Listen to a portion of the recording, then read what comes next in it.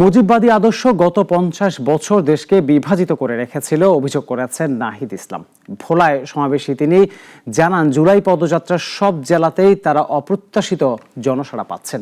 মানুষ এখন নতুন রাজনৈতিক শক্তির কাছে তাদের প্রত্যাশা জানাচ্ছে বলেও দাবি তার। বিস্তারিত জানাচ্ছেন মনিয়া জ্যোতি।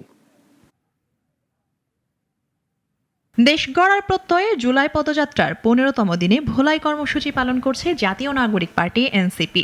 সকাল থেকেই ভোলা শহরে দলটির নেতাকর্মীরা সমবেত হন, আর দুপুর 2টার দিকে প্রেসক্লাব চত্বরে মূল সমাবেশ অনুষ্ঠিত হয়। প্রত্যেক জেলায় আমরা অপ্রত্যাশিত সাড়া পাচ্ছি। মানুষ আমাদের বলছে তারা পরিবর্তন চায়, তারা নতুন রাজনৈতিক শক্তির কাছে তাদের আশা আকাঙ্ক্ষা ব্যক্ত করছে। আমরা নতুন বাংলাদেশ, অন্তর্ভুক্তিমূলক গণতান্ত্রিক বাংলাদেশ, সর্বজনীন বাংলাদেশ গড়ে তোলার প্রতিশ্রুতি নিয়েছিলাম। যে বাংলাদেশ শ্রমিকের বাংলাদেশ হবে, কৃষকের বাংলাদেশ হবে, মধ্যবিত্তের বাংলাদেশ হবে, আম জনতার বাংলাদেশ হবে।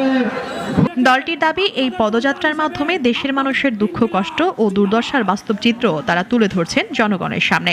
এদিন সকাল থেকেই মঞ্চ নির্মাণ, ব্যানার, ফেস্টুন টানানো সহ পুরো আয়োজন ঘিরে ছিল তৎপরতা। জুলাই মাস জুড়ে দেশের প্রতিটি জেলা ছুঁয়ে জনসাধারণের কাছে নতুন বার্তা পৌঁছতে চায় এনসিপি।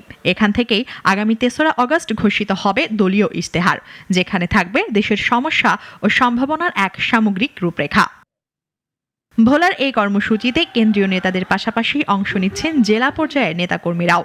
এনসিপি বলছে, তাদের আন্দোলন কেবল নির্বাচন নয়, নতুন রাজনৈতিক সংস্কৃতি গড়ার প্রস্তুতি।